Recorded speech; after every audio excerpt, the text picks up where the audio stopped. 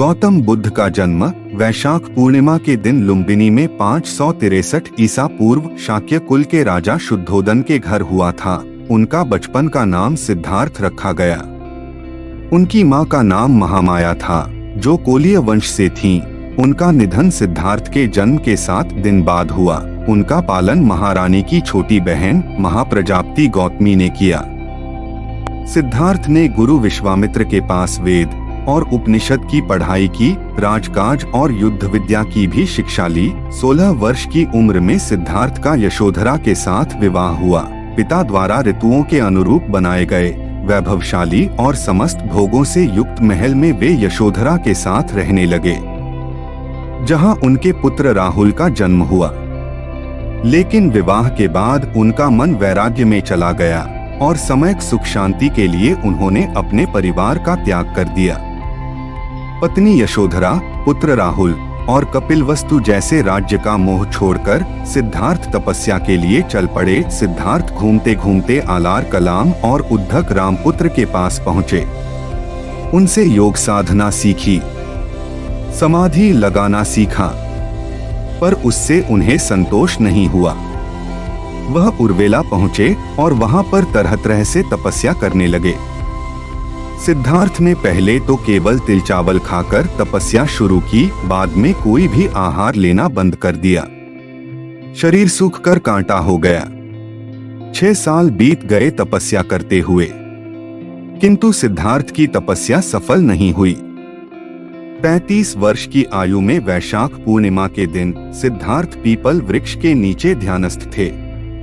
बुद्ध ने बोधगया में निरंजना नदी के तट पर कठोर तपस्या की तथा सुजाता नामक लड़की के हाथों खीर खाकर उपवास तोड़ा। सुजाता पुत्र प्राप्ति के पश्चात एक पीपल वृक्ष से मन्नत पूरी करने के लिए दूध की खीर लेकर पहुंची थी। सिद्धार्थ वहां बैठे ध्यान कर रहे थे। उसे लगा कि वृक्ष देवता ही मानो पूजा लेने के लिए शरीर धरकर बैठे हैं। सुजाता ने बड़े आदर से सिद्धार्थ को खीर भेंट की और कहा, जैसे मेरी मनोकामना पूरी हुई, उसी तरह आपकी भी हो। उसी रात को ध्यान लगाने पर सिद्धार्थ की साधना सफल हुई। उन्हें सच्चा बोध हुआ। तभी से सिद्धार्थ बुद्ध कहलाए। जिस पीपल वृक्ष के नीचे सिद्धार्थ को बोध मिला, वह बोधि वृक्ष और गया का वह स्थान बोधगया कहलाया। 4 सप्ताह तक बोधि वृक्ष के नीचे रहकर धर्म के स्वरूप का चिंतन करने के बाद बुद्ध धर्म का उपदेश करने निकल पड़े।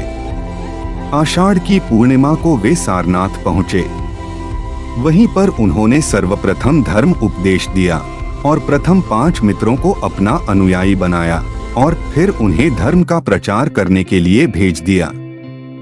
बुद्ध के धर्म प्रचार से भिक्षुओं की संख्या बढ़ने लगी।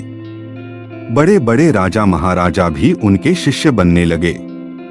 भिक्षुओं की संख्या बहुत बढ़ने पर बौद्ध संघ की स्थापना की गई। बाद में लोगों के आग्रह पर बुद्ध ने स्त्रियों को भी संघ में ले लेने के लिए अनुमति दे दी। अशोक आदि सम्राटों ने भी विदेशों में बौद्ध धर्म के प्रचार में अपनी अहम भूमिका निभाई। मौर्य काल तक आते आते भारत से निकलकर बौद्ध धर्म चीन, Japan, Korea, Mongolia, Burma, Thailand, Sri Lanka आदि में फैल चुका था। बुद्ध ने अपना आखिरी भोजन, जिसे उन्होंने कुंडा नामक एक लोहार से भेंट के रूप में ग्रहण किया, जिसके कारण वे गंभीर रूप से बीमार पड़ गए। बुद्ध ने अपने शिष्य आनंद को निर्देश दिया कि वह कुंडा को समझाए कि उसने कोई गलती नहीं की है। उन्होंने कहा कि यह भोजन अतुल्य है। 80 वर्ष की आयु में बुद्ध का महापरिनिर्वाण वैशाख पूर्णिमा के दिन कुशीनगर में हुआ। गौतम बुद्ध का जन्म, उन्हें ज्ञान प्राप्ति और उनका महापरिनिर्वाण वैशाख पूर्णिमा के दिन ही हुआ। इसलिए इस दिन को महत्वपूर्ण समझा जाता है तथा इसे बुद्ध पूर्णिमा के रूप में मनाया जाता है। धन्यवाद। अगर वीडियो पसंद आया तो लाइक करें और चैनल को सब्सक्राइब करें।